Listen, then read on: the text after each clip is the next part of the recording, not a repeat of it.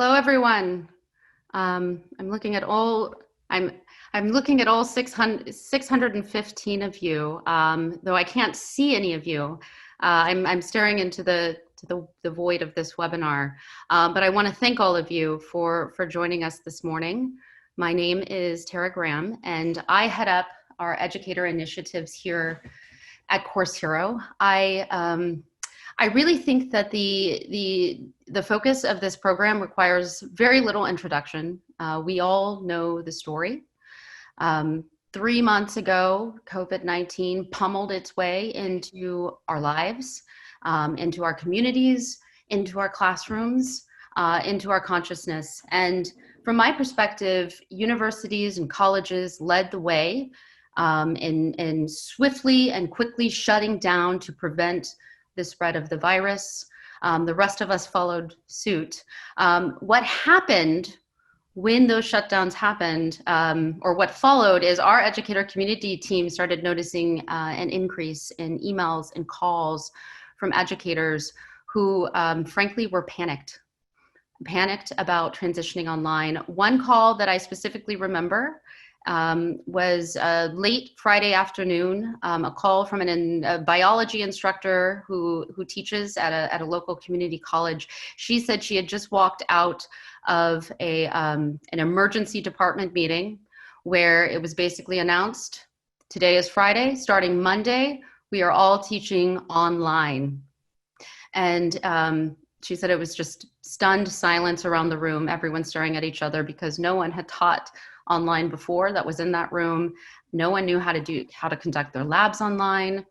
And that was the beginning of many months of crisis teaching fully online, teaching in a socially distanced environment, teaching during a time of sickness and uncertainty, teaching during a time of great inequality.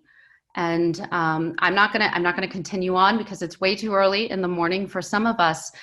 What I do think is worth pointing out right now are the pockets of hope that we have been seeing, which is we've been popping up these virtual forums now that we're all online, and we've been inviting educators reaching out to us with all of these questions. We've been inviting them to bring those questions into these forums. And we've been inviting educators who have been teaching online for years to come as well so that we can all ideate together, we can brainstorm solutions, we can surface suggestions, and new connections have formed. And there's been a very constructive exchange. And this event is actually an extension of all of these forums we have been hosting, albeit quite a bit larger. So this is intended to be a constructive space. Now that it's June, and for many of us, I think our grades have been submitted. If not, we're about to submit our grades, but we at least have this moment to stop and take a breath, look around, ask the most relevant questions right now, and seek out the information and begin to plan for what happens in September. So what we've done for this forum is we've assembled a panel of key campus stakeholders and researchers.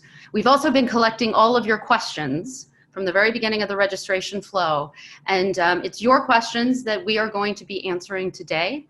And that will be the focus of the first half of this program. Many of you probably know at this time that we have also added a second panel to the program. And we did that within the last 48 hours. And we did that in response to what has transpired in this country since last Monday, the unjust death of George Floyd, and all of the social unrest that has followed. Given that we are talking about what happens in September, and given that what's happening in the country right now is surfacing questions about race and poverty and social justice and inequality, and what does this mean for our students, and what does this mean for our learning environments, and yes, what does this mean for the narratives we tell and the narratives that we teach? What does this mean for us going into September? What can we be thinking about right now? We thought we would carve out time to have some constructive, some dialogue and discussion about these current events. And we have partnered with an educator in our community who is an associate professor of African American Studies and Chicano Studies at UCLA, Gay Teresa Johnson. We'll be hearing from her and the panel she's assembled again in the second half of this program. Please stay with us. That's around 10:15 Pacific. What I'd like to do right now is turn our attention back to our COVID-19 panel. And I'm going to introduce our panel, and then I'm going to say a few remarks about the format of this panel, which is a little different than what you might be accustomed to. So let's go ahead and meet our panel. First up, we have President Michael Sorrell. He is the president of Paul Quinn University or College in Dallas, Texas. I'm going to put you on the spot and maybe embarrass you a little bit because it seems like if there is an award to earn out there, Sorrell, you have earned it. Whether it's being the 3-time recipient of HBCU's President of the Year, or being named one of the world's 50 greatest leaders, or being named one of America's top 10 most innovative college presidents. My favorite, of course, is the Father of the Year award. My favorite too. Yeah, from the city of Dallas. So welcome, Michael Sorrell. Thank you for joining us today. No, thank you for the invitation. I'm excited to be here. Next up, we have Tara Smith, Dr. Tara Smith. She is a professor of epidemiology at Kent State University in Ohio. She also runs a research lab that studies infectious disease. And she currently serves on her university's reopening steering committee. So Tara every day is critically thinking about these questions of what precautions do we need to take if and when we reopen in September. Welcome, Tara. Thank you. Thank you for including me. And next up, we have Dr. Kelly Richmond Pope, who is no stranger to the Course Hero event stage. Dr. Pope is an associate professor of accountancy at DePaul University. She is a popular TED speaker and a contributor to national publications.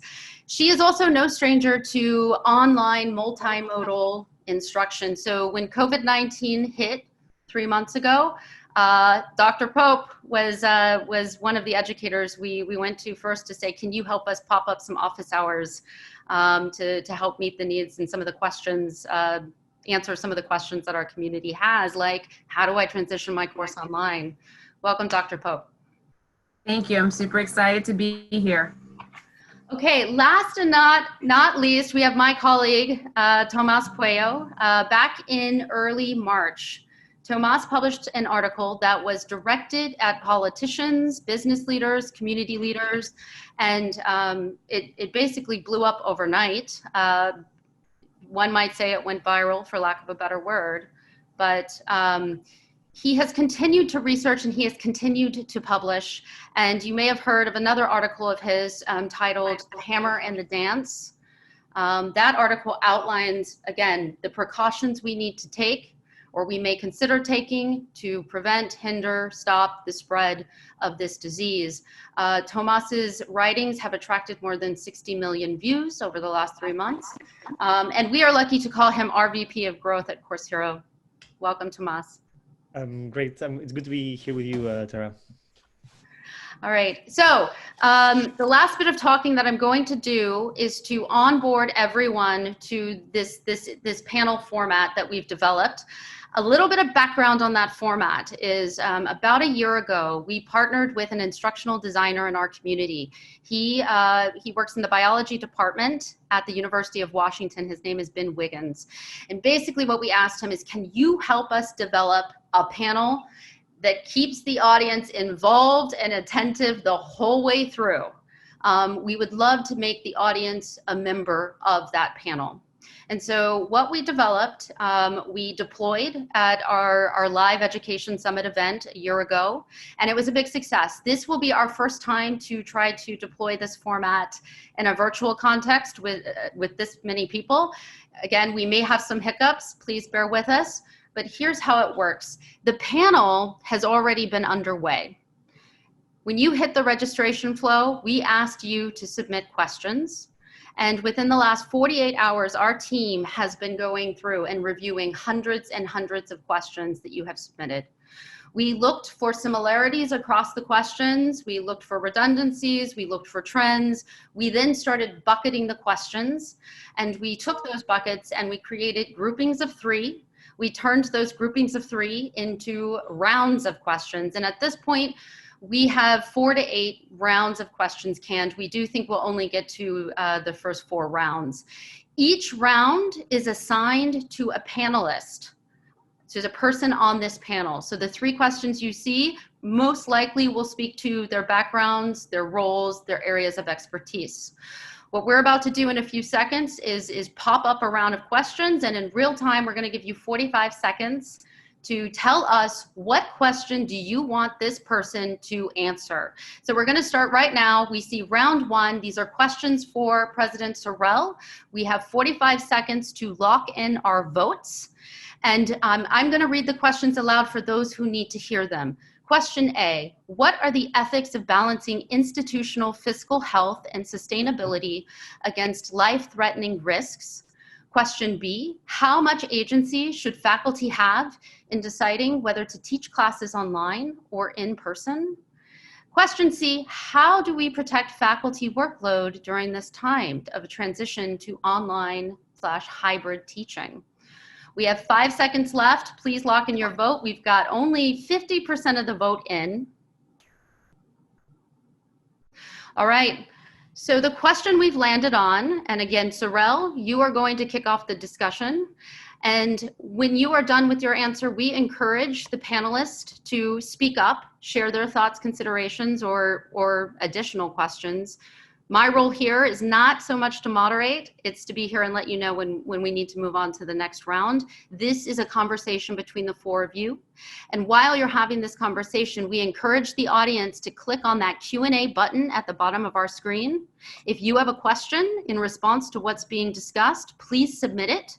And please review the questions that are coming in. If you have a moment, upvote the questions by giving a thumbs up to the questions you would like to see us answer when we go live after the 4 rounds.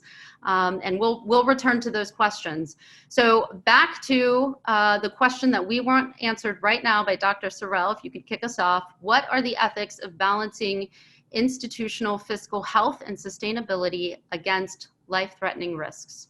Sure. And let me start off by saying that I am honored to be here and really appreciate the work you all are doing in this space and asking the difficult questions. Listen, I come from the school of thought that the first rule, the first responsibility for any institutional leader or any elected official is to the care and safety of your constituents. Right? And it may seem a little odd to refer to students and faculty and staff as constituents, but they are under my care. And I take that seriously. For 13 years, I've led an institution that has never had to call a parent and say, we lost your child under our watch, or we behaved in a careless fashion, which cost a staff member their life.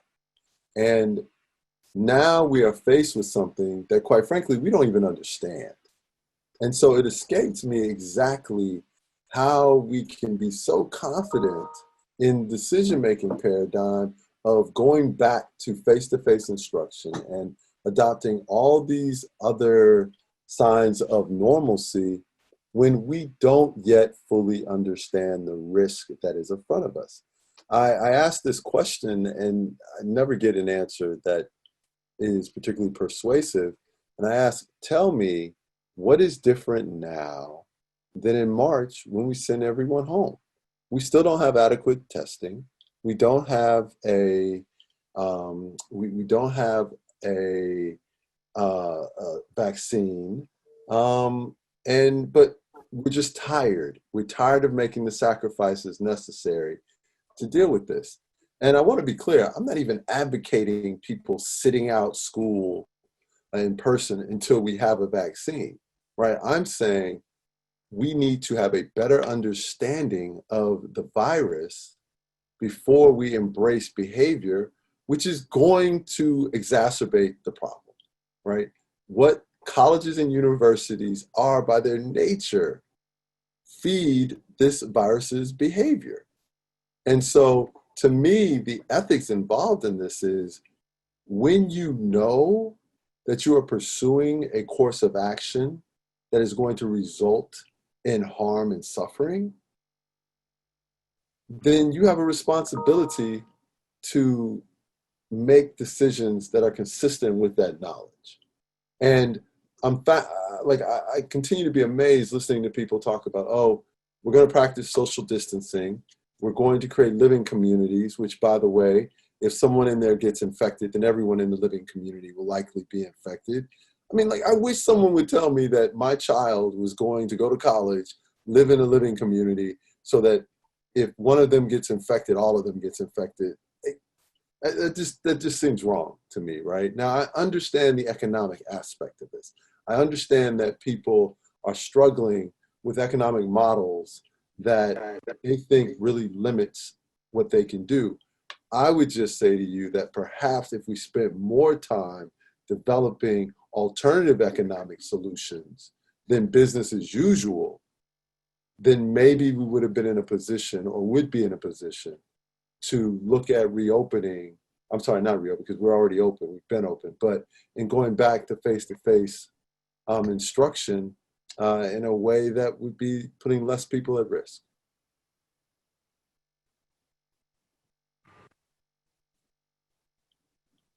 So this is Thomas. This is fascinating. I think one way to think about it, I think that governments are faced to is to make the economic and versus life trade-off, right? And we're doing that. Governments do that all the time. One of the best examples is with road speed, right? In road speed, we decide there's going to be a few people who die from these limits. Instead of making it lower, we could say in the highway, it's always going to be 20 miles per hour, right? We decide it's going to be 65. There are going to be people who die, but we decide that the trade-off between lives and freedom and economic activity is worth it. And so one of the ways that governments make that translation between life and economics is with the cost, an equivalent of a cost of life. And that can be measured, for example, in insurance. It can be measured on things like how much people are willing to pay to reduce the risk of death. And one of the takeaways from that is the quantification of life or a year of life in terms of money. And it's just a heuristic that helps us think about this. For a young person, like a student, for example, that they have the entire life in front of them, the cost, the value of life quantified in terms of economic value is in the tens of millions of dollars, $10 million, I think, or something like that.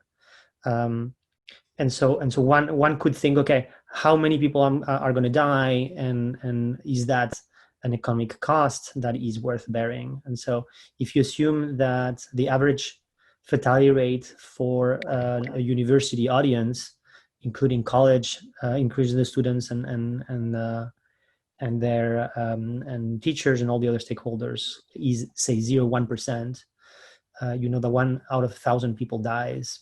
So if you're going to have, say, 5,000 people in your college, you're going to have 5 deaths. If each one of them is worth, say, $10 million, then it's a cost of $50 million. And so at that point, it is a heuristic that you can use to decide, is this something that we want to, is this a loss that we're willing to bear or not? Yeah, I think, Tomas, to that point, as someone who has been trained in public policy, right, to make that analysis and that trade-off, there are a couple things that I would just point out. Number one, when we think about things such as the speed limit, we're making them from a position of mastering the knowledge, right? Like, we know X behavior is going to produce X result. My point here is we don't have that, right? I mean, we are discovering every week, it feels, that there's some other aspect to this virus that is more devastating than we thought. I mean, for example, all of those 20, 30, and 40-year-olds that are popping up with blood clots that are killing them, and that this disease attacks our vital organs very differently than anything we've seen. So I would submit to you, my first response is I would submit to you that we don't yet have the ability to make an informed, accurate economic trade-off for this because we don't yet understand it. Number two, in a time where our country has been ripped apart in part because of the economic disparities, the economic cost and the physical cost and the health cost of this virus is being disproportionately borne by minority communities, right? Specifically the African American community.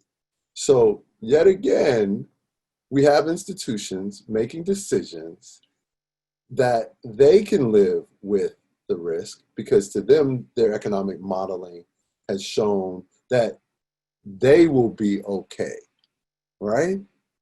However, it's not uniform. It's not uniformly capable of being applied.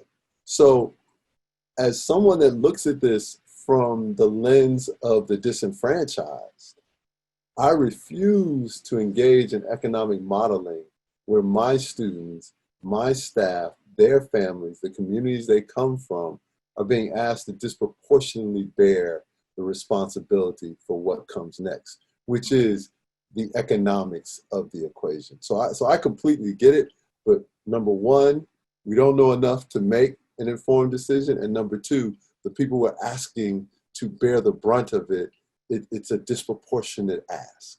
Can I just add, when you start speaking about the economic model too, and President Sorrell, as you mentioned, we really just don't know a lot of things here. And so beyond just fatality, we have no idea about long-term sequelae of infection with this virus, right? So we're seeing people that seem to have lingering infection, that have something almost like kind of a chronic fatigue-like syndrome.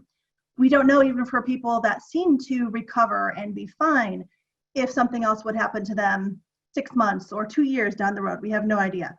So in public health, when we think about, bringing economics into that, we also think in addition to fatality, we also think about dailies or disability adjusted life years. So not only how many people will be, killed by this, but what will that long-term impact on morbidity be to some of those people who have become ill? So that's another aspect to think about this if we're talking, moving from kind of ethics to economics, is not only those people that may die, but those people who may have a lingering chronic illness because of this, which is just a huge black box right now. Hey team, I have to interject at this point. We need to move on to our next round, which conveniently this next round are a series of questions that are directed at Dr. Tara Smith to kick off the conversation.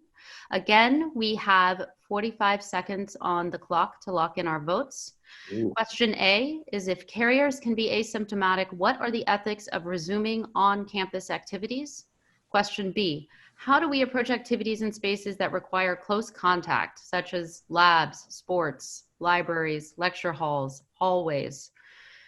C, someone tests positive on campus. What needs to happen in the next 24 hours to protect the person and the larger community? I like her questions better than mine. We have about 2 seconds left, 67% of the vote locked in, and here we are. Question B, how do we approach activities in spaces that require close contact? Can you please tell us how are we going to conduct ourselves in sports, in classrooms, in hallways? Right, and that's some of the things that we're figuring out. So for us, and again, I'm speaking as in my capacity as kind of an advisor. I'm not an administrator, so luckily I don't have to make those hard decisions, but I can weigh in on those from the scientific point of view. And what we're doing are the things that we've been doing from the start, but just kind of amping those up, I guess. So for us, of course, we're for any students that are going to be on campus, which as of right now should be a relatively small number, We're bringing back, or at least we're planning to bring back some students, but it will be students who really have difficulty doing some of their classwork online. So one of the examples we've given over and over is like glass blowing. It's really hard to teach glass blowing online. So those are students that we would have back in campus in an art studio. So what we are doing for some of those students and others that have labs or other endeavors where they would have to be really on campus to get the full effect, is they will be wearing masks, both students and instructors, or face shields, or maybe a combination of both, depending on kind of the activities. We will be training them about what we have called our Flashes Safe 7, which are basically those mechanisms to try to keep students as safe as possible. So hand hygiene, social distancing, covering face, and things like that. So we'll have all of those implemented and have trainings on all of those before students return to campus. Also, some of the things were mentioned, like hallways. So again, we're reducing our classrooms so that, again, all of the students who will be present in those will have enough space around them so that they will be able to be at least 6 feet from their nearest neighbor. So of course, class size will be greatly reduced. We'll be having smaller classes in larger classrooms to reduce interaction with that. We are considering looking at plexiglass for instructors to keep them, again, kind of separated from multiple students looking at them and breathing in their general direction. Hallways, to get back to that, we're looking at traffic flow. So instead of having students all come out of a classroom at the same time and kind of mingling into each other, everything through a building would be one way. So you have signage, everything goes in one direction, and then also we'll be staggering classes since we'll have relatively few on campus. We can stagger their entrance and exit times so that you don't have a big crush of students all kind of leaving at one time, and again interacting in hallways and things like that. So we're trying to cover all of those bases as we think about the classes that do need to be done on campus. But again, our main focus is really to reduce that density as we come back. And then sports were mentioned also, and that's still being figured out. We are considering additional testing of athletes, monitoring for obviously any symptoms. And I think some of that will be left to our conferences to decide some of the details as far as, if there will be other people in attendance, fans, things like that, and what exactly our schedule will be if we're doing only in-conference games or going beyond that. So some of that is above my level of decision, and indeed above, I think, the university's level of decision as well, and that some of that will come from the greater conference advising and what they require.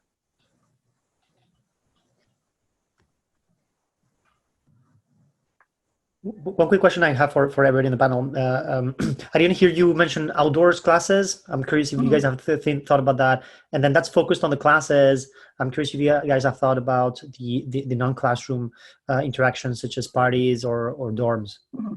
Yeah, so there are some outdoor classrooms that are being considered, such as like our band, and musical instruments, and some of those could be done outside. At least we're in Ohio, so that couldn't happen the entire semester. Obviously, it's going to get a little too chilly, but at least maybe in the warmer months, some of those could potentially be outside to again maximize that airflow.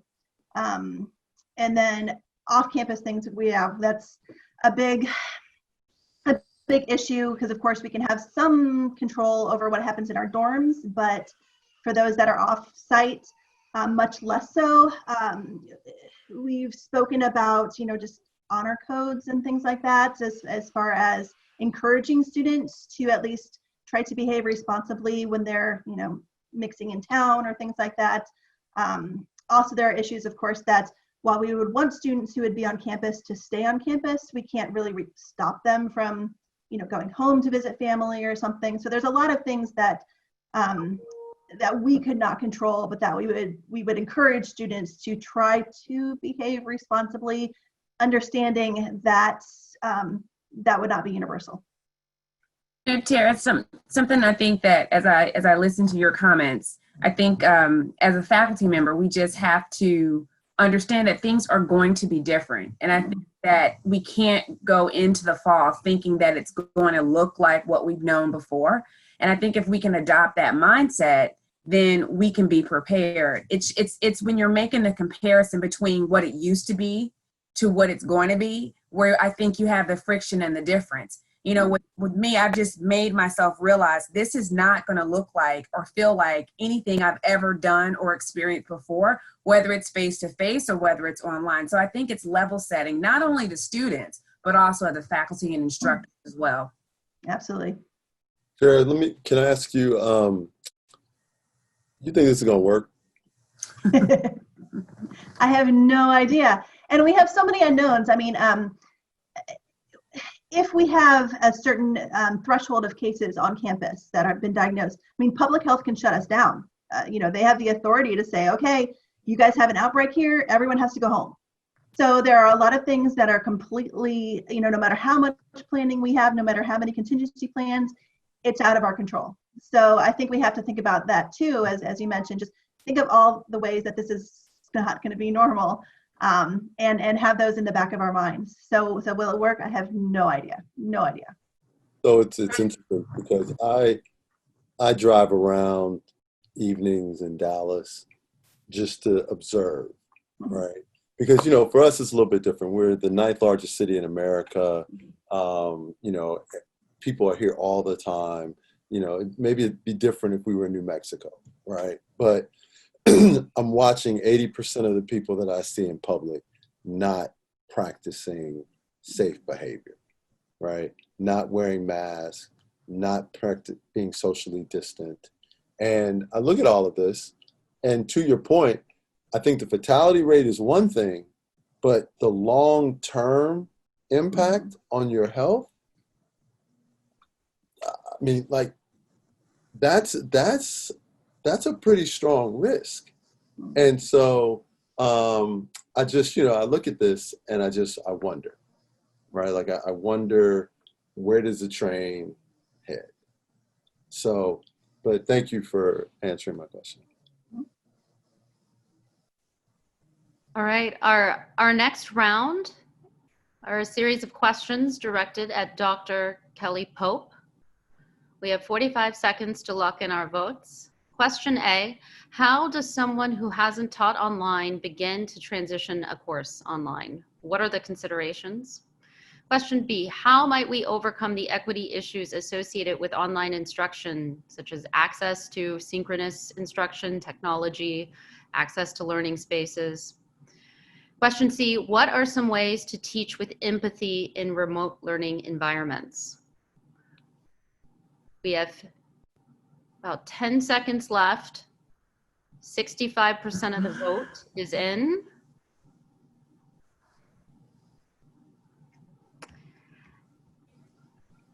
And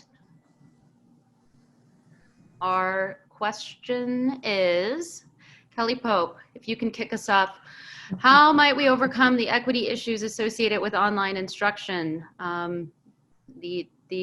The disparity with regard to access to synchronous instruction, access to technology, proper learning spaces.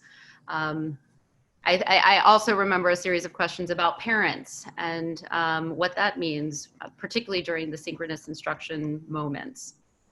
You can kick us off. I will kick you off. I think how we overcome it is a global question that probably no one on the panel can answer. But I think one of the things that we can do is identify that there is an issue. And I think what I've noticed being a faculty member all these years is some of our colleagues don't recognize that there is an equity issue for a lot of our students. And I think that's the first step in overcoming it, is recognizing that there are a lot of students that are in need. There are a lot of students that are struggling. There are a lot of students that are balancing home and school and work all at the same time in a way that they've never had it before. Especially, there are a lot of female students that are caring, that are now homemakers, chefs, helping younger siblings with homework. And I think the biggest issue I've seen just hearing my colleagues in Zoom meetings over these past weeks that we've been sheltering in place is a lot of people are not aware of the issues that our students are having. I'm a faculty advisor for the National Association of Black Accountants, our student chapter. And there was a student that came to me, one of our student members came to me and said, you know, Professor Pope, I'm having a problem with this professor. I can't take the exam today. I can't focus. My father is in a hospital dealing with COVID issues. And the professor just doesn't seem to understand or doesn't care and wants me to show a doctor's note and prove that I'm having these issues. And I use that as an example because to me, that's teaching and leading without empathy.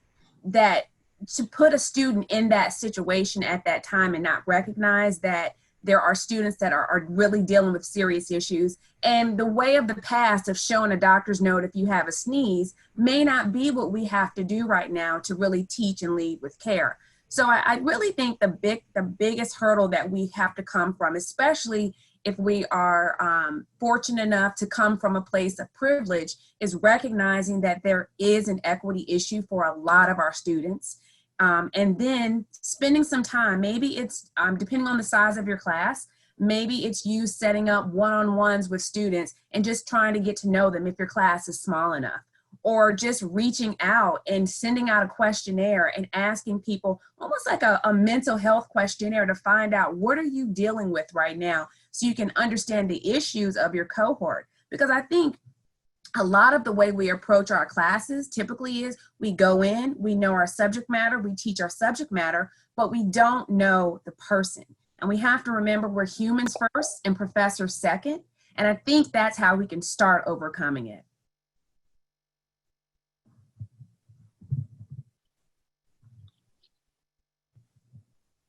Uh-oh, no one's saying anything. That was perfect. I was going to say that I think you're absolutely right. I think the first thing is this wouldn't seem so daunting if people just actually embrace the students in the first place. Absolutely. When I hear a faculty member ask a student for a note, what I hear is that faculty member, A, doesn't trust the student, and there's a lack of sensitivity there that is just appalling, quite frankly. You know, what we try and do is actually express to our students that we love them, right? Because what we have discovered is that people don't care what you know until they know that you care. And that, so I think you're right. And I think, you know, whether you teach online, whether you teach in person, you're going to have to actually engage. You're going to have to actually make sure that people know you see them and you hear them and you understand them. You understand them. That's right.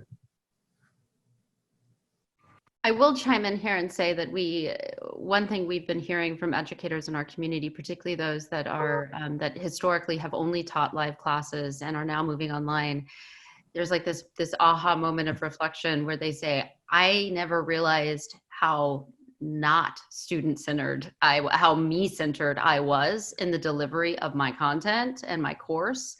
And moving online, it's forced me to be a bit more student-centered, to wonder, to have these questions, to connect in different ways to my students. And we've heard these different ways that educators are connecting, new ways, more personal ways. And again, that goes back to that moment of hope that I mentioned at the top, which is like this new connectedness that we're seeing emerge despite the distance between all of us.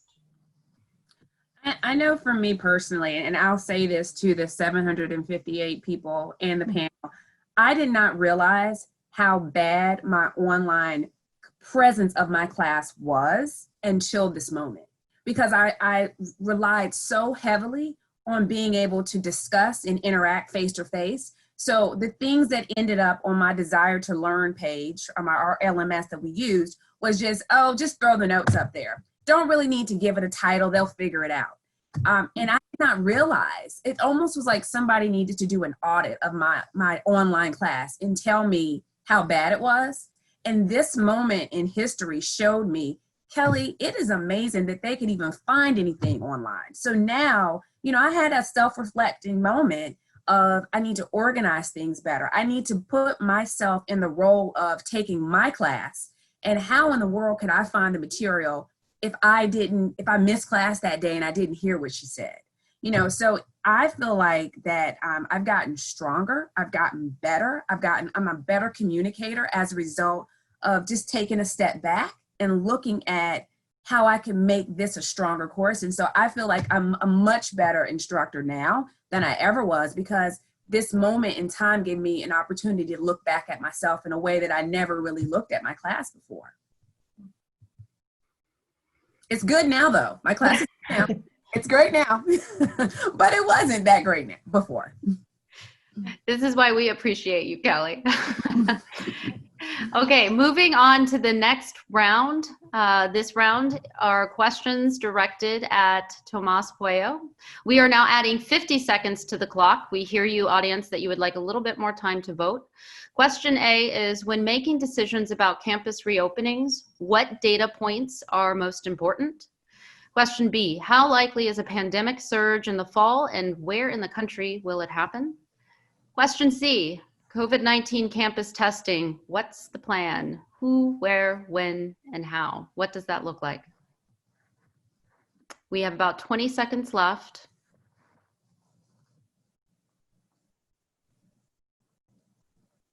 About 70% of the votes in. 5 seconds.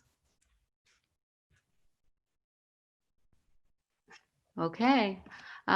Tomas, if you could help kick us off. When making decisions about campus reopenings, what data points are most important? It's very clear that our audience understands who our panelists are. Yes. So Tomas, here you go. And Michael started really well this conversation, right? He was asking what do we know, what do we not know, and I think the way to make the decision here is based on available evidence and also the understanding of what we don't know. So what do we know right now? First, the infected fatality rate is pretty crucial per age rate, level, right? So for college age, it is likely that the IFR is around 0.1%. For faculty, it is higher, right? It is probably 0.2, 0.3%. It might be a bit higher than that. What do we know with regards to the long-term consequences? It looks like there are potential consequences to lungs. There's thrombosis. It looks from what we've seen so far that these conditions get slightly better over time. So there's the hope that people heal at least partially. We also know that those who are relatively sick are sick for a very long period of time. And that is like around 15%, 1/5 of people seek medical help. Around 5-ish% are going to be hospitalized. And that's overall everybody, but it's very highly skewed towards older people. So it is likely that college students will not be as infected, that the faculty will be a bit more.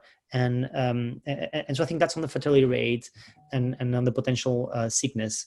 The other I think number that is crucial is the transmission rate and how good are colleges for transmission rate. And unfortunately, they're pretty bad. And so what we know is that the disease spreads mostly in confined environments where people spend a long time together, talking, singing, touching each other. And so that's exactly what a classroom is. That is exactly what a dorm is. That is exactly what a party is, right? And so Tara explained before how what are some ways to reduce that transmission rate in classes, but there's also these other issues, right? And an additional data point that we know that is super relevant is the fact that when a social group is contained, and that is substantially better for the virus, right? For example, an office, right, a work office, where that has always the same 50 people, for example. That's much better than having these 50 people always commingling with other people, which is exactly what you see in a college, where people are going to go into one class and then another class, and then they're going to go to one dorm and another party. And so the commingling there is massive, which means that if the virus makes it to the community, it is likely to spread inside of the college, and then that is going to go outside of the college. We also know that fall is a bit more likely to increase the spread for two reasons. One of them is lower temperatures and lower humidity probably increase the infection rate, and then obviously more people out indoors overall increases the infection rate. So it is a situation where it is likely that in many colleges there would be outbreaks, unless the solutions that Tara mentions work really, really well. Even if those work, you still have the infections that might happen outside of the classrooms. And so you're in a position where it is likely that there's going to be many outbreaks in many campuses, but the people who are infected in campus, especially students, might not suffer too much, but enough that you could count the deaths, especially in larger campuses. I wonder how much suffering it will take before the students rebel. All right. I mean, because let's be honest, we're living in a time of rebellion. I mean, I recognize that it's a little bit different on lots of majority campuses, but on historically Black college campuses, you know, I mean, our students and our staffs and many of us in the leadership positions are just not in the mood to tolerate too much more. And so I wonder, you know, when students realize that one could perhaps believe that the leadership of institutions might have been a little cavalier in making these assessments, and they start seeing their friends. And, you know, here's the thing, like when you're sick, this isn't the flu. This isn't where, you know, you're bad for 3 days maybe, and then you start to come out of this. This is a 2-week plus haul. And I wonder if part of why we're so willing to risk this stuff is because we haven't seen it up close yet. I think you're right. And I think your angle actually is an interesting one, where you're saying, you're highlighting a lot, thinking about your students. And I think one underlying theme here is what is right for whom. Because what's right for the students might not actually be right for the university, right? And so one of the examples here, I think Professor Galloway explained how there are many universities that will probably fold because they have already financial issues, and if they lose a lot of people in fall, they will suffer a lot. Higher level tiers universities always have the waiting list and people from students from other tiers, but schools that are in tier 2 or tier 3 actually might be facing life and death decisions for the university, and as a result decide, I want to open because that's right for me. There's a very different question, which is what is right for the student, right? And I think the other theme that is over all of this is an existential question for schools, which is the fact that this is not just 2021. Right. If you have a full year of online education, that is such a massive push for online overall education, that offline education might be hurt for the long term. And I think that's something that my guess is a lot of schools will want to avoid. Well, let me, I mean, not because now you're into the stuff that fascinates me, right? So I'm going to try and be quiet after this one, but you got me with that one, right? Listen, here's the thing, right? We live in a competitive society, and yet higher ed doesn't want to compete. Okay, so if your online experience rises to the level that you have to retool your in-person experience, who loses? Right? I mean, who exactly loses? Iron sharpens iron. You are pushed to improve. And, you know, as I sit and you know, because we thought about all of this, right? Like we've taken some really contrarian stances on this stuff. Number one, we decided to be proactive and reduce the size of our student body intentionally, right? And we did that because we said, you know what? It's really not that fair to bring in a bunch of freshmen into an environment where we cannot replicate a freshman experience for them that we think is fair. So yes, it's going to mean that we have to tighten our belts. We're going to have to do some things differently, but you know what? It's the right thing to do. Okay, and I'm fascinated by schools that want their cake and eat it too. Okay, and that's just not how it works in a crisis. Okay, there are sacrifices that have to be made. So I think if we look up, I mean, in fact, we're working on a project now that we'll announce in the next couple of weeks where we're partnering with this really innovative entity to create a version of online education for under-resourced communities and students. Right, like we're going to beta test it this year with an idea of how do we create this incredible online learning experience for the students. And at no point in our debate did we say, well, wait a minute, this might make it so that the students won't want to come back to us in person. Like, I don't know. I'm sorry. I think we're just going to have to market different value adds. I think when we think about the face-to-face experience, the value add was networking and engaging and you know, this type of interaction. We're just going to have to figure out what our face-to-face value add is in comparison to our online value add. And I like what you said, President, that, you know, iron strengthens iron. And I think one should not cannibalize the other. Right. Yeah. So I think this is super interesting, and I'll bring the technology side to the conversation here, where one of the things that happens with online services overall is that when they come in, they help people realize that offline services usually are a bundle of services. There's different jobs to be done that these services provide, and so what the technology does is modularizes these jobs to be done, these needs that are fulfilled to customers, and then focuses on some that are more high value, low value, right?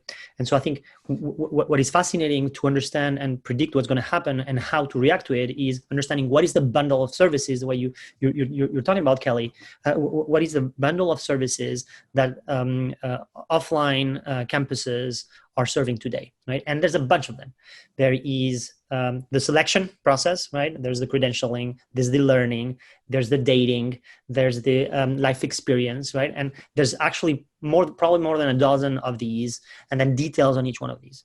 And so the question becomes, out of this bundle, I would say, which ones of these things can be modularized and extracted, which would be problematic for a school, which ones are not? And so is there a way that they can, then as a result, offline universities, campuses can focus on the ones that are very hard to extract and create online?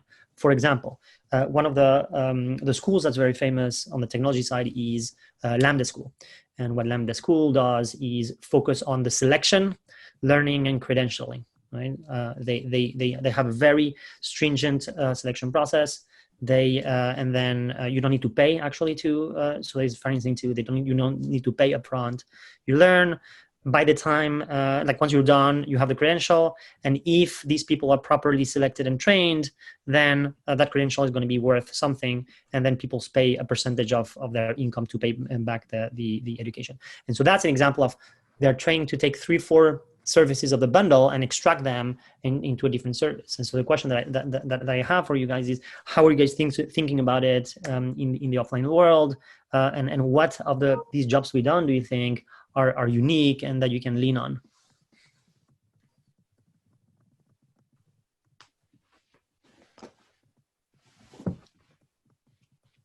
And we might not have an answer. If we don't have an answer, this is the time where we can go ahead and move over to live Q&A and go look at some of those questions that folks in the audience have been asking and upvoting. Panelists, if you click on the Q&A button at the bottom of your screen, a box will pop up and you will see at the top of the list the most popular question. And I am seeing a question by Caroline McNutt. That question looks like it's an academic integrity question. Many of my colleagues and I are concerned about academic integrity as we move to remote and online testing and assignments. It appears that many students take shortcuts and simply Google questions and find complete sets of test bank questions. Is anyone else having similar issues?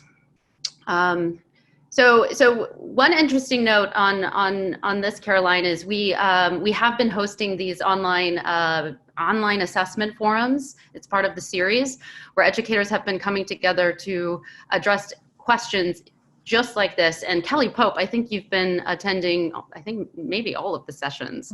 Yeah, most of them. So perhaps we can turn this question to you. Sure.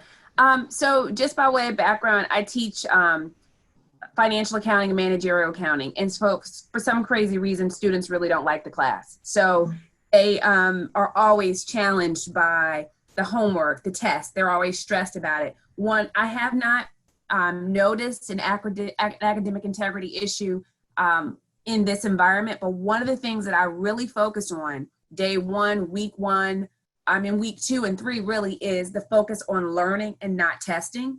And so I really let them know, I want you to learn this information. Forget about your grade, just focus on learning. Let's learn, learn, learn. And so I try to simmer the questions down about the scores, and really focus them on learning. And I found that when they hear me focused a lot on, I really want you to learn, I think it's what President Sorrell was mentioning about showing that I care about their learning growth, then it seems as though their need to take shortcuts and Google doesn't happen as much. And you can tell by the questions that they're asking. You know, they are asking questions like, I'm confused about a concept, and not, I just need the answer to this problem. And so I think I sort of set the tone of the class, and I really show at the outset that I'm caring and concerned about their learning process. So I haven't seen as many academic integrity issues as I did in the past, when I was really focused on, okay, test 1 is on this date, it covers these chapters. When I was really tactical and transactional about my approach in my classroom, then I think they were more focused on, how do I get this done? When I simmered that down, they seem to be more focused on the learning process and the learning outcome. So I haven't had that problem lately. Hopefully, knock on wood, it'll remain. Yeah, I think the thing that I would say is there's an assumption that students aren't doing those things with face-to-face instruction, right? Like, I think we all know the answer to that. You know, I think for a lot of my courses, my questions are, I mean, there are some that are memorization that you could probably Google, but a lot of the things that we do are much more kind of synthesis and analysis. So it's really hard to Google those types of things, because there may not be necessarily an exact right answer or something. It has to come from the students, and they have to kind of show that thought process that they go through. So those types of things, I think, make it harder to, for students to cheat or to Google the answer when you have to show your own work for that and really, go through what we've talked about in class to get that answer, rather than just, Google something. If I may share 2 additional points on this, just from being involved in these online assessment forums. Another educator in our community who has been in attendance at these forums, Kelly, you may remember, is Dr. Barbara Oakley, who is a professor of engineering at Oakland University. She also teaches Coursera's #1 course, Learning How to Learn. So she studies the science of learning. And one thing that she says is that students, when they are studying, really benefit from having access to typical test questions. And by that, we mean questions that have actually come from that educator in that course, have been selected and curated for that classroom, maybe in past iterations of the course, that it's about kind of trying to level the playing field for the student. So the nuances of the question or the format of the test does not become part of the problem when really trying to, when we hit big exam day and we're really trying to understand, what do we know here? And we have professors in our community like Neil Garg, who teaches organic chemistry at UCLA. He said, put all of my questions out there.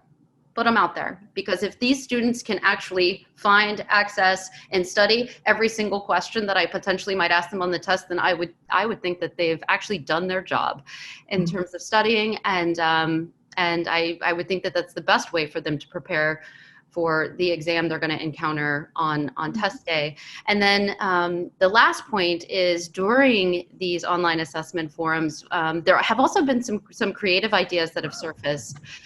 Educators who say, well, you know, particularly in large classrooms where grading tests becomes a bit of a time-consuming thing to do, and we need to create efficiencies here. What if we ask the students to come up with the questions, so that they have to engage with the content to a certain depth, generate questions. Each of them are generate questions. They're submitting them all. We spit them back out to the other students, again, for studying. And in this way, the work is shared between the educators and the students are part of the test-making process, and the students can have access to even more questions that have been submitted by their peers. And I'm sure there's a lot to work out there, but it's just an interesting idea of approaching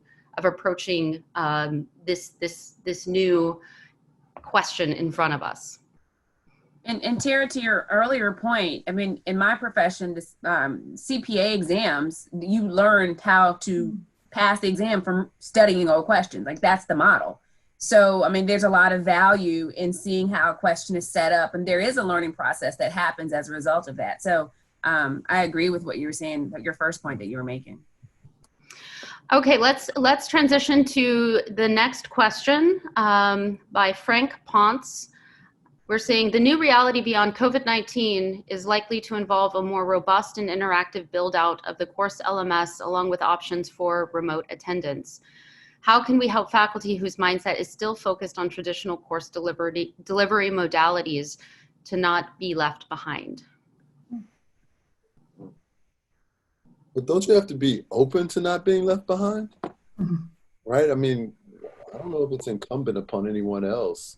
You might see a high level of retirements. Yeah. I mean, because you're going to have to move with the times. And, you know, I agree with you, President Sorrell, like, you have to be open to change because we don't want to spend a lot of time trying to push you to do something you don't want to do. Like, you sort of need to join the pack and help us make it better, you know? So you might see a high retirement rate. So you might.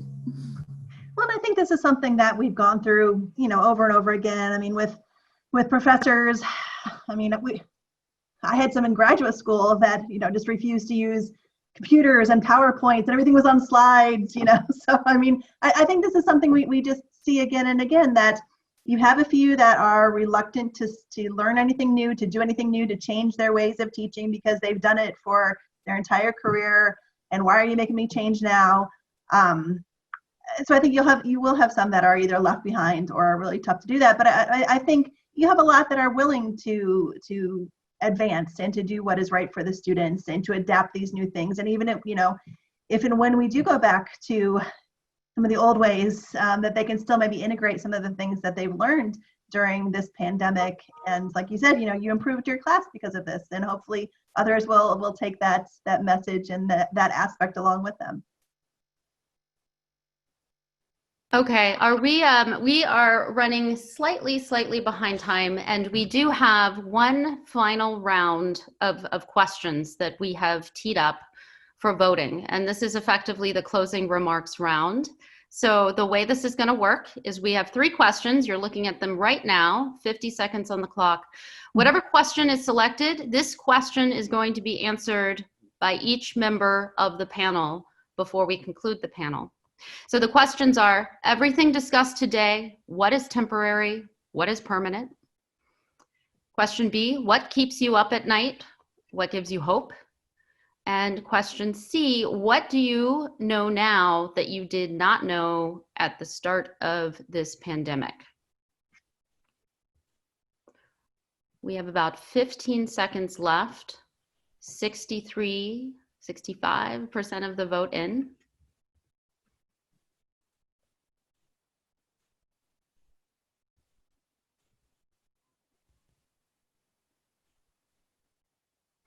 All right, and here we are. Okay, the question is, the age-old question is, what keeps you up at night? I'm assuming it's in this moment right now, if anything, and of course, what gives you hope? Why don't we flip the switch and start with Tomas Puello? Yeah, thank you. Obviously, what keeps me up at night, there's actually 2 things. One of them is the impact of COVID strictly and what are governments doing about it. One of the things that we haven't mentioned is that I think most of these audience actually US centric, and something very special is happening in the US, which is that the US is not controlling the virus. About half of the states are not controlling it, and that will probably bleed out into the rest of the states. And so we are in a situation where it is very likely, unlike in most developed countries, that this is going to be relatively prevalent in September when we go back to school. And so that keeps me up at night. The other thing that keeps me up at night is what I was mentioning around the transition to online that I think is going to happen. I think at this point, we are in one of these revolution periods where the entire industry of higher education is going to be changed. And a lot of the schools that can react to it will be able to move into the new world. Many of them, the ones that don't, won't. And so there's a question of what are these services that are brought to customers, our students, that can be replaced, which ones can't, what companies are emerging that are going to try to bring that content online, and how is that going to change the landscape that keeps me up at night. Kelly. Well, what keeps me up at night is I teach at DePaul University, urban campus. And of course, like every other institution, we've faced enrollment issues from COVID. But because of our location, we now have faced riot and looting issues because our campus is located downtown. So what really concerns me for our university is how financially we will handle the hit. Because I think the enrollment and those things were one issue. I think the impact of the riots and the looting has just compounded the impact of what we're dealing with as an urban campus located in downtown Chicago. So that's one issue. And I also think the disparity among the skill set of faculty concerns me, because there are some people that are skilled and know how to handle an online class, and there are others that are just new to it. And so that impacts the quality of the education that our students are going to get. It impacts the kind of professionals that they're going to be. It impacts their ability to pass the CPA exam. And so they're issues that keep me up at night when I think about, I'm a small percentage of a Black female that has a CPA license and a PhD. If I want to see more people of color become CPAs, we have to make sure that we're creating the educational paths for them. And how are we going to do that in the midst of COVID? So those are 2 of my issues.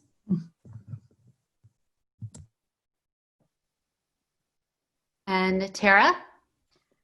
Yeah, so for me, I mean, it is really that lingering specter of, an outbreak on campus, potential deaths in our students or our staff or faculty, and the premise of a fall wave. Again, coronavirus is not flu, but we just know so little about what is going to happen in the fall. And so I'm really concerned, not only at the university level, but within all of our communities, that this is going to really, drown us in some ways, that this is going to dramatically increase in the fall and potentially, have a really big impact. And we'll have some of those overwhelmed hospitals and things like that we haven't seen yet, but could still be coming. So I'm concerned about some of the complacency around that as well, that people think this is over and it just is not. Are we forgetting to touch on what gives us hope? I think Tomas kicked us off with Yeah. I didn't want to point it out, but maybe why don't we jump to Sorrel and he might be otherwise. No, I'm multitasking. My daughter brought me 2 of her paintings, right? Like, so, Oh. I had to earn that Father of the Year award, all right? You have to be present. No, I will tell you, I am just so bitterly disappointed in our leadership, right, around this issue. I'm appalled. And I just, because to me, this isn't that hard, right? Like, it's not that hard to say, let's just slow down a little bit and understand the challenge that we're facing. Let's not be cavalier with people's lives. Let's not rush because we're impatient about what's happening. I mean, I get the economic consequences of sheltering in place and all of that, but there was another way of easing out of this that would have involved better public relations and public education campaigns than this. And how sad is it that we live in a country where the public health piece of this is seen as a partisan issue, right? Like, the science isn't partisan. And so I'm disappointed that we are speeding towards what I think is going to be a very unpleasant year, right? That didn't have to be an unpleasant year. And because people weren't willing to really step up and take the short-term hits to accomplish a long-term goal. Now, what gives me hope is that I was raised in a home by parents, and especially my mother and my grandmother, who steeped me in faith, right? Who told me that this too shall pass, and it's always darkest before the dawn. Thank you, honey. Daddy's right in the middle. Come, thank you. I think it's beautiful. I'm gonna hang it up, okay? Okay. There's more outside? Okay, well, why don't you come here and let Daddy finish? You can sit and listen to Daddy finish, okay? Okay. Okay. So, hey, you want to wave at everyone? Hi. Hi. So, it's darkest before the dawn, and this too shall pass, and we will get through this. It's just been made far more difficult than it had to be. But there is hope that when we get to the other side. Do we want to quickly weigh in across the panel very, very quickly? What gives you hope? A thing or two? A piece of art? I can go back. I mean, I think seeing people come together, and of course this has not been universal, and right now there are lots of problems, but I think seeing people really trying to work on this from all different types of backgrounds and things to fight this, I think that's been helpful for me to think about in some of those dark times. I know for me, what's giving me hope is I just finished my class last night, and to receive the letters of encouragement and excitement and sadness that the class was over gave me hope, because in the midst of probably the biggest transition and the quickest transition that any educator has had to make, the students were thankful and excited, and they felt like they've learned so much, they loved it so much. So remember I told you it was bad last term and it's good this time, you know, to see that confirmation and the work that I put in really paid off. That gave me hope that, you know, I've learned some new skills. I'm better now. So watch out. That next class is going to be even more phenomenal. So that gives me hope that I can tackle this. And I might not have thought that I could have tackled it before, but I can. And that gave me a lot of hope. Yeah. For me, it's linked to a couple of things that Michael Sorrell said. This indeed will pass in a few years. This is bad now, but we will come back as a society. And the process actually is going to bring something very needed in higher education, which is, as again, Michael mentioned before, competition. Kayla, you mentioned that too. Right now, we have a massive debt problem. The cost of education is too high, and bringing competition to the system, which is what this is going to do, is going to be beneficial for students in general, in particular, and as a result, for society in general. Thank you all for sharing some of your fears, for also going back around and sharing some of your hopes. Thank you for sharing your insights and your time. Everyone has a lot going on. We thank you for playing along with us with this game of questions and answers and live voting. If anyone in the audience has follow-up questions that you need to direct to any of our panelists, they're all available on social. You can find them on Twitter if you want to tweet with them or reach out to the Coursera team and we can make those connections. But again, thank you so much for this conversation. This is not the end, this is actually the beginning. And all of the questions that we did not get to today due to time constraints, we are planning an education summit that'll be happening at the end of July. These questions are going to inform the programming. So don't think that we won't answer them. We will try to do it at that 3-day event, and we will continue discussions just like this. But again, panel, thank you so much. We wish you well, stay well, and we'll most likely be seeing you again. Thank you. Stage. Thank you. Take care. Okay, so now we're going to transition into the second half of our program.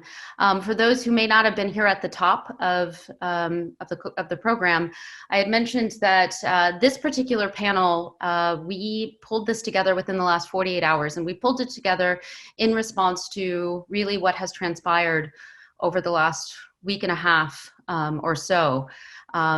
It's in honor of the unjust death of George Floyd and the many victims of racial injustice, the unrest we are seeing in the streets, and as Kelly Pope mentioned, the interconnectedness of what happens in September with regard to COVID and how what we're seeing now is all wrapped up in this conversation. So really this panel is an extension of the first panel. And the idea is to create, and it's an invitation to an open dialogue. So please continue to ask your questions. We will go to live questions at a certain point in time. To pull this panel together, we have partnered with an educator in our community, Dr. Gay Teresa Johnson. She is an associate professor of African American Studies and Chicana Studies at UCLA. Gay lectures on race and racism, cultural history, spatial politics, and political economy. She has partnered with us by bringing together, assembling these voices. She's also going to help us moderate the panel. One thing to know about Gay is she's one of those Distinguished Teaching Award recipients. So she's one of the leaders, and she helps guide us in a lot of our decisions and thinking on the back end at Coursera with regard to our educator community. So Gay, I am going to leave it to you to introduce our panel, and I'm gonna disappear during this discussion, pass the torch to you. I will come back at the very end of the program to say farewell. Thank you. Thank you so much, Tara, and it is so nice to be here with you all, and especially nice to be here with my co-panelists who are my homies Sunidexes and people who I'm always happy to be in community with. And so my job is to introduce my fellow panelists and then for us to start this conversation. And some of you have already submitted questions, and we took a close look at those questions, and we really value them, and we think that they're great. But we also have a lot of faith in who we are as social justice teachers and educators and activists. And we think that a lot of the things that we want to be in conversation about are going to answer a lot of those questions. And so we hope that you get as much out of this as we do, because a lot of us are extremely exhausted from the labor of this moment. And we want to make sure that this is a source of inspiration and also empowerment, because that's the work that really counts. So first, I will introduce Professor Ingrid Banks, who is Associate Professor and Chair of the Department of Black Studies at UC Santa Barbara. She writes and teaches about race, gender, culture, and African American studies. And she has published incredible work about the politics of the body and critical race theory and ethnographic methods. She has an incredible book called Hair Matters: Beauty, Power, and Black Women's Consciousness from NYU Press, I believe, Ingrid.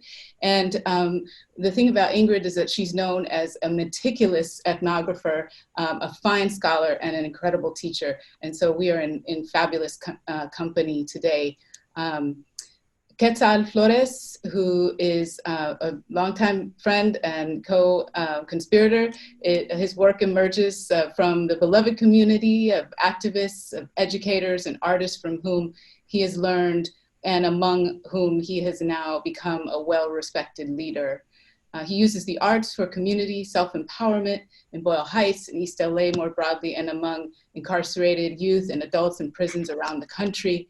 Among his many commitments, Quetzal works on tenants' rights, especially around issues of gentrification, street vendors' rights, the rights for our communities to make our own economies and to be in our own streets. And he works with people, most importantly, to create mutual accountability and uplift within and across different movements.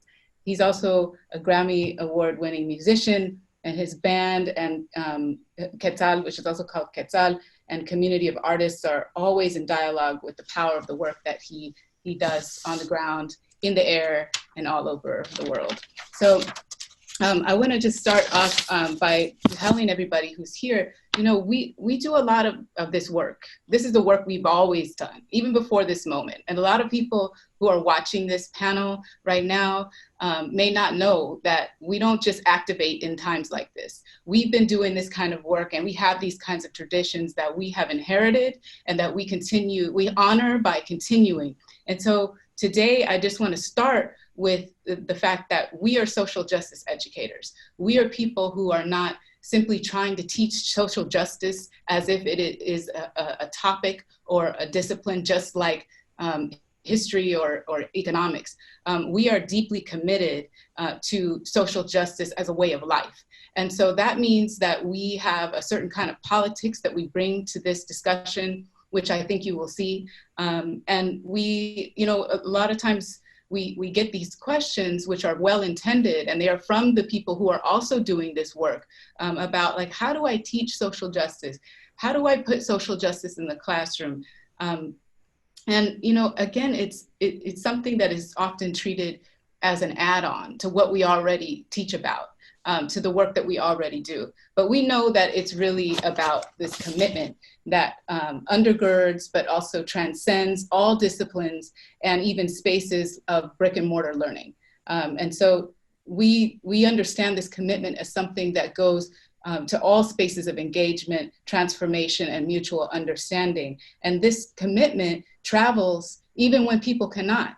And that's what's so powerful about what we have here today, is that we're all shut in many respects, in different ways, you know. But let's not forget that people who are disabled, who have been doing this kind of work for so long, that this is nothing new to them, that this is something that they've been doing for a long time, and there's a lot to learn from them. And we know that even though we can't travel with these messages, that in order for social justice to work, we have to realize that it's not something that can be contracted out. You can't hire it out.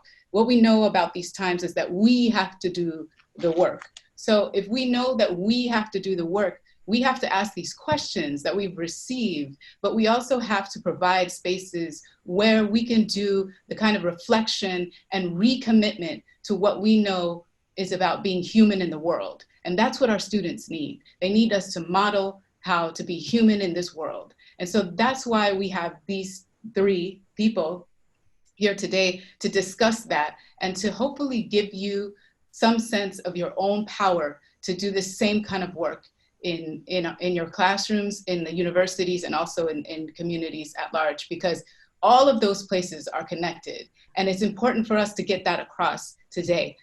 I will just say one more thing, and then I'm going to ask my fellow panelists to chime in. This is a time that we you know, a lot of people say, oh my gosh, you know, I hope you're doing well in these times. This is such a difficult time. Nothing has changed for many of us. Not one thing has changed. People have been getting killed by police for as long as this country has had police. Black Lives Matter has had a protest every 2 weeks. I mean, every week for the last 2 years in downtown LA and all over the country, because this is something that is always ongoing. These issues, not just about police violence, but the ways that they're connected to surveillance, to the gap in achievement, but also especially opportunity in education, the ways in which people have bought into the belief that things are gradually getting better for all people of color, for all trans folks, for all people who are marginalized, for undocumented folks. All of that we have always known is a lie. And so now that all of this is happening, the only thing that has changed is not just the tragic murder, lynching of George Floyd and so many other people now in the public eye. But the thing that has changed, again, is that we have had enough. And we are here to make the changes that we've been working so hard on for so many years. We're ready for this moment. We're ready, and it doesn't mean that we're not exhausted by it, but we're ready for it because we've been building in community for so long to envision and imagine a new kind of society. And so they keep talking about, well, you know, what kind of policies are we going to put in place? How are things going to change? We have those visions and have had them for a long time. So this is what we hope to help you to see, to commit to understand. And we all do different things, the 3 of us, but also in many ways, because of that commitment, we're all drawn together into spaces where we can provide mutual reassurance and accountability. So I'm gonna ask my other folks here to please, I'm not gonna just pass it to one of you. Please just in the spirit of community, please just offer your insights, because here we are meant to be in conversation in love and solidarity. And so please come through. Thank you, Gay. Oh, man, there's so much to, I feel like, to jump into, but the first thing I want to talk about is the idea of mobility. And, you know, I really had to think about this while teaching in prison, facilitating workshops around participatory music and dance practices from Mexico in a prison. And, you know, in one of the first classes, one of the participants who happened to be African American, towards the end of the class asked us, "Hey, can you perform? Can you perform something like you were really performing? You know, not like you're teaching it." And so myself and my colleague Cesar Castro, we played a piece, like full out. And it brought tears to his eyes. And he hit his chest and he said, "Therapy," right? He said, "This is the first time I've been this close to live music." He's like, "Never in my life have I experienced it like this." And it was really powerful. And so I started thinking about the idea of confinement and mobility within that confinement. And then I started thinking about upward mobility and what a fucking lie that is. And what bullshit that is, right? And we all know this, and we've experienced, you know, generations of this now. And so I started thinking about outward mobility and horizontality and the need for us to grab onto things that afford us a lateral mobility outside, to think outside of this corrupt, brutal structure that has been pounding our bodies for centuries now. And so when you start thinking about outward mobility, you also need to think about healing, about alternative structures, and about sustainability of those structures, and interconnectedness, the need to be in conversation and in cooperation with other folks doing work like this, right? And so my work is largely focused on culture and cultural practice, and beyond, even deeper than that, it's about heritage-based, deep heritage-based cultural practice. And so when we examine those things as well, we find that in every roots culture, there are ways in which we have those vehicles, in which we can latch onto those vehicles. There's processes that have it embedded in them, ways to be mobile.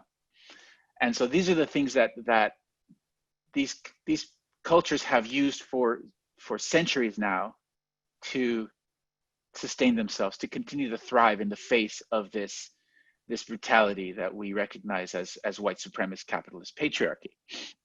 And so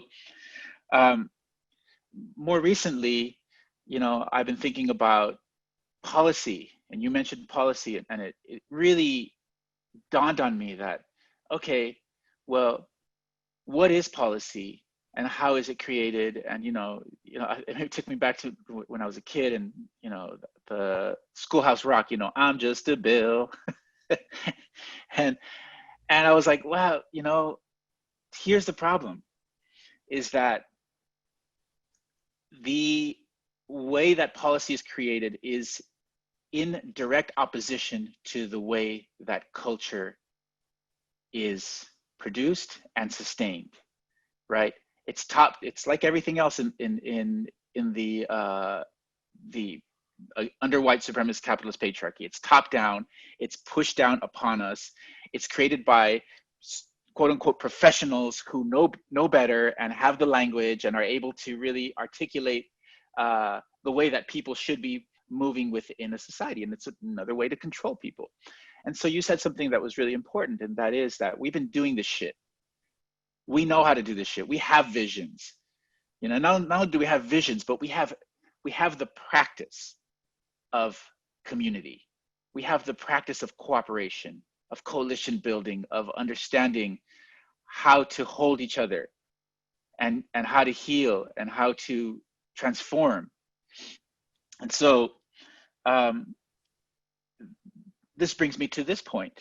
Speaking of healing and transformation, is that when you look at the impacts of white supremacy and capitalism, patriarchy, genocide, slavery, and all those things, it has created a condition of mental illness in our society. And that's not to give anyone a pass, the same way an alcoholic ultimately has to do the work. Nobody can do the work for them. And white people got to do the work, and that's just it. And we have to do work as well as brown people, and we recognize this. And so, I want to summons the spirit of James Baldwin into this conversation at this moment. And James Baldwin said that, and he said, this was like one of the last quotes in the documentary, I'm Not Your Negro. And he said, white people have never had to look at Black people in the face, in the eyes, and recognize our humanity, right? And until that process is enacted in this country in a comprehensive way, from zero all the way through grad school, you have to go through that process, and for generations, this has to be a commitment. No policy no gesture to take $150 million away from a $3.1 billion budget of police is going to change shit. We need to invest and commit and begin this process now. I'm going to pass it on to the wonderful and amazing Ingrid. Oh, Quetzal, I love you. And Gay, hey, you are the G. And I want to thank Gay and Quetzal and everyone at Course Hero and for the attendees. And I want to pick up where my brother Quetzal left off with this idea about Black people being seen, right? The great James Baldwin.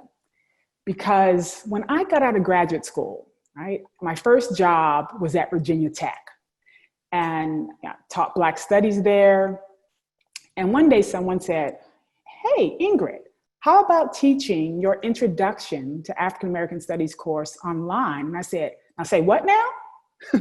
Because for me, as a Black studies scholar, I understood the history. I knew what it took to get Black studies in college campuses, right? Or on college campuses within the curriculum. Right? 1968, 1969, San Francisco State.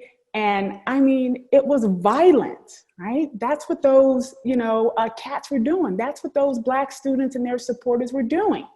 And so as a Black female teaching Black studies, I immediately thought, well, what does it mean to move Black studies outside of the classroom in this virtual space?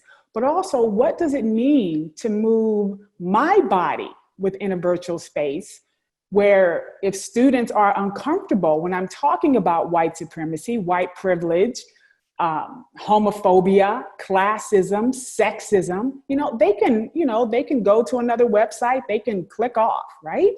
And so clearly I did not do that. And it led me to write a piece in the Chronicle of Higher Education in October of 1998, reliance on technology threatens the essence of teaching, right? Now, my thinking has evolved over time because there certainly is a way in which online education democratizes education, not for everyone, right? But it certainly has that possibility. So back in 2018, I was talking to a couple of colleagues of mine, Dr. Terrence Wooten in my department here at UCSB, as well as Tracy Johnson at UCLA. And, I wanted to revisit my thoughts about this issue, about the presence of Black professors in brick and mortar courses, but also certainly in online courses. And so we began to, write this piece. And this is, this was late fall 2018, before COVID-19 hit, and we began to think about, well, what would it look like, for a Black presence, right? And not in this essentialist way, right? But, what would that, look like? How could we actually, be present without being physically present, right? Because as Quetzal stated, this was all about my clear understanding that students needed to see me. They needed to see a Black female professor, right? At my university, like approximately 600, 700 professors, there are 25 of us who are Black, right? And so then when COVID-19 hit, and I have a week to retool my syllabus, I'm like, oh shit, what the hell, right? But what I did was think about, okay, Ingrid, this is where the rubber hits the road. Your Black ass has been here before and you know exactly what to do. So I changed up my syllabus in such a way that students had to attend mandatory office hours with me. And what I did was it's a 19th century African-American history course. In fact, I'm gonna be up in 15 minutes with one of those groups. And what I had the students do was find a time in which they could meet with me. And I tell you, these students did beautifully because I meet with them on Thursdays and Fridays. And I meet with them for half an hour. And I'm telling you, this is the last day I will see the Thursday groups, and then I'll see the other 4 groups tomorrow, Friday. But the students have said, Professor Banks, you're the only professor that I actually see. My other professors, it's just completely online. They even do office hours over email. And they've been so incredibly appreciative. And so if we think about the particular historical moment we're in, the fact that my students are seeing me, it has become exponential. This morning, I was literally sitting up in my bed, responding to emails from students. But I had also sent out an email request from a student who was making Black Lives stickers, right, to raise money for the bail fund. And she said, Professor Banks, I don't want to overstep any boundaries, but would you send this to the class? I said, absolutely. So I sent it to the class and I said, what I'm going to do is I'm going to donate to the bail fund and on behalf of the students in our class. Within 2 minutes, I get an email from a Brown student who lives here in LA. I live in LA as well. And he says, Professor Banks, your email touched my heart because no other professor has even talked about Black Lives Matter and certainly donating to Black Lives Matter. And I've been out in the protest and I want to apologize for missing your office hours 2 weeks in a row, but I've been in the streets. My friend got arrested, right? Then I had another email from a white male student, and this email came in a couple of days ago, but I was just able to get to it. And he said, Professor Banks, I'm trying to finish my classes and I want to be out there in the streets in Portland, protesting. And 2 of my best friends got shot with rubber bullets and they got tear gas and I just don't know what to do. How can you help me? And so I responded to him and I said, look, as I said in my remote lecture yesterday, there are things that folks can do. There's so many ways to support. I said, but let me be clear. White people are now experiencing in some ways the pain and anger that Black people have been dealing with and experiencing for centuries in this country, right? And so you want to know what to do? I said, you want to know what I do? I said, that's why my Black ass is up at 4 o'clock in the morning getting all this work done, because all the things that are being asked of me right now, so I said, I can't hold your pain and my pain and Black people's pain. I said, that's your job. So you should do the same thing that I do. I think about my parents, my grandparents who picked cotton, grew up in Jim Crow segregation, the kind of sexualized violence that my mother and my grandmother had to deal with at the hands of white men. I said, I think about them. And that's what keeps me going. That gets me up. And so that's what you have to do. And I love this student, young white male, amazing. You know what he did? He sent me an email back within 1 minute and he said, thank you very much, Professor Banks. I'll see you in group-based office hours. And I was like, right on, absolutely. Do your thing. And then the last example I'll give, and I just read this like half an hour ago. I have a Vietnamese student whose mom works in a nail salon. And she said, Professor Banks, if it wasn't for your class, I would think that Black people were brute, were barbarians. But I understand the context now. I understand the context for the rage and the pain. I get it. It's just like when you explain to us, why Nat Turner did what he did with regard to that slave insurrection and killing those, 50, white people. And as I said in my lecture, I said, we don't have to condone this, but we have to contextualize it, because without the system of slavery, there would be no Nat Turner, right? And so that's what my Vietnamese student, she said she gets it. And so, that's what certainly, those of us who are in the trenches and certainly, giving students what they need, right? And not just in terms of, you know, remote teaching, but giving them tools. And certainly, look, I teach this stuff. So for me, it's like 101, you know. So I'll stop there and I'll send it back to Gay. Thank you both so much. We are being asked to transition to Q&A, which we're looking forward to. I do want to say too that, because I'm reading some of the questions that have been curated by the hosts here, that some folks are asking questions about, so kind of like, well, what can I do as an educator? There's a lot of variations of that question here. How do I increase racial sensitivity? How do I talk about what's going to happen with our HBCUs?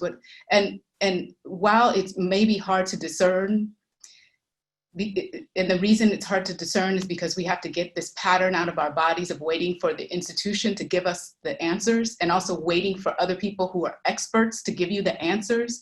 The answer is exactly what both Ingrid and Quetzal have said, which is that in your own ways, you have to show up for the work.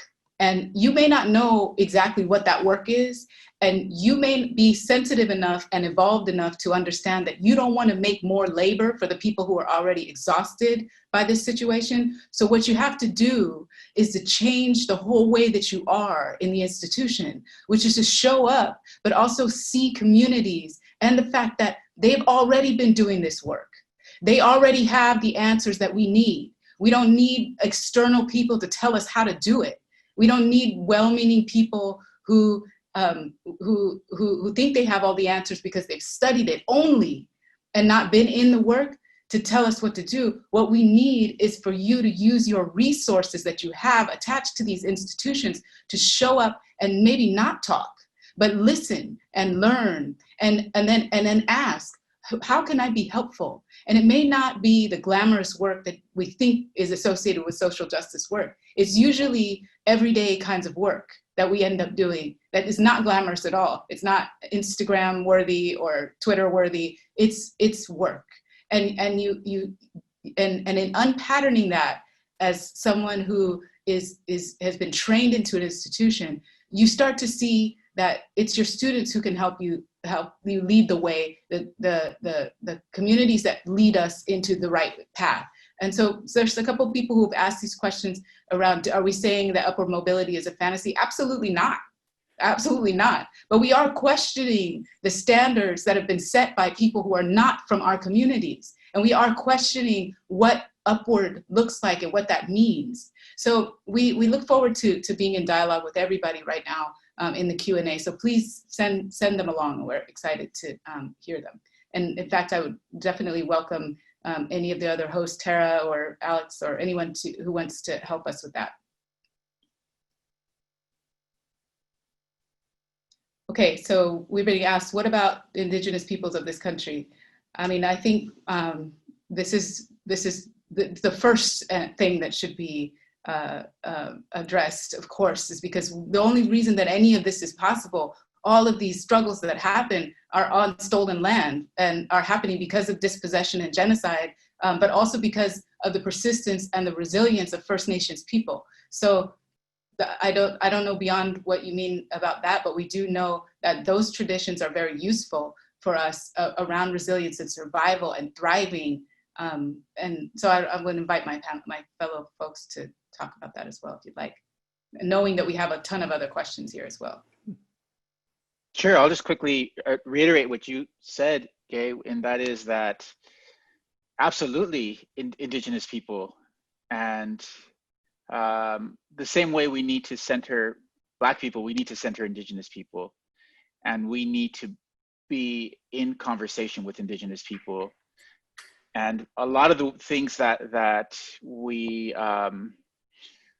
ways in which we are looking to heal, and the resources that we have at the moment, like transformative justice or restorative justice, those are other ways of saying indigenous cosmovision, indigenous culture, and ways in which indigenous people dealt with harm and repaired harm, right? And so, yes, absolutely. Pass it to Ingrid. Right, and I mean, and also, I mean, white supremacy, the foundation of white supremacy is based on the annihilation of indigenous people, you know, as well as the enslavement of Black people, right? Those two things happen, you know, in concert. You know, we can't decouple them. So, you know, that's where we have to look at in terms of, again, the foundation of white supremacy. There are a couple of questions here about, one is about how do we make policy, and the other one is very specific to criminal justice education programs. So I'm gonna just reiterate what we've said in terms of how should we make policy. The question is, you know, I agree is made to regulate and create order, which is inequitably enforced. How do we change this? I can tell you that there are so many organizations and movements that are all about policy advocacy and change. And they are already doing this work. So if you look into your communities, not necessarily to your legislators, but to people who have been making policy and are responsible for Roe v. Wade, for the Civil Rights Act, for the Voting Rights Act, those things came about because of movements, not because of governments deciding all of a sudden, whoops, we have been unfair to these people. So we learn from the people who actually make policy, and those people are outside of our comfort zone usually. But if you just make the time to go and, you know, Google who's doing policy advocacy in our communities on the subjects that you're interested in or that you teach in, you will find how people are making these policies. The question about criminal justice education programs, and do we need to change them to include racial sensitivity and psych training in appropriate use of restraint and or use of firearms. I mean, I have a very strong position on this. There are 2.3 million Black people in prisons. So, you know, there are more, I mean, people know the statistic. There are way more prisons than jails. I mean, prisons than universities. There are way more spaces for Black people in incarceration than there are in education. And so absolutely, these are linked. And yes, absolutely, we need to change, not just to include racial sensitivity, but to make that a foundational part of instruction, since Black, Brown, Indigenous, and trans people are a fundamental part of how the incarceration system in this country makes its money. Ingrid, I know you have to go because you teach at 11 o'clock. I want to thank you so much for joining us. We are going to continue this conversation, but thank you for your time. Really appreciate you always. Thank you, Gay, always down. Quetzal, thank you, my brother. All right. Thank you, everyone. Take care. Thank you. Tara. So we will continue to, but Quetzal, just wanted to give you an opportunity if you wanted to chime in there. Sure. I mean, I have a very strong position on this as well. And yeah, it's not about sensitivity. It's about transformation. And it's about investment in that transformation, which requires everybody to be vulnerable, which requires everybody to be empathetic, which requires a complete overhauling of the criteria that we use in the idea of justice, right? And if I could bring a James Baldwin quote back into it, he says, you know, well, if one really wishes to know how justice is administered in a country, one does not question the policemen, the lawyers, the judges, or the protected members of the middle class. One goes to the unprotected, those precisely who need law's protection the most, and listens to their testimony. Ask a Mexican, ask any Puerto Rican, any Black man, any poor person, ask the wretched how they fare in the halls of justice. And you will know not whether or not the country is just, but whether or not it has any love for justice or any concept of it. It is certain in any case that ignorance allied with power is the most ferocious enemy justice can have. And so there's my answer. And that's a great one. And I know thank you. And we're gonna wrap it up here, but I do wanna say that at the base of all of this, of what we're saying here, is that all of the questions that people have about how we change and how we make something new in our classrooms and in our institutions are also fundamentally a question of where you look, who you ask, where you look to for the answers. Those things have to change first. First is your belief in who has the answers. And because we are communities of people who believe that it is our duty to fight for freedom, in the words of Asada Shakur, and it is our duty to win, we have already been doing that work. So I assure you that those answers are there for you to find in unexpected places, and those are the places that we should be looking. Thank you so much, Tara, for having us, and thank you so much, Quetzal, as always.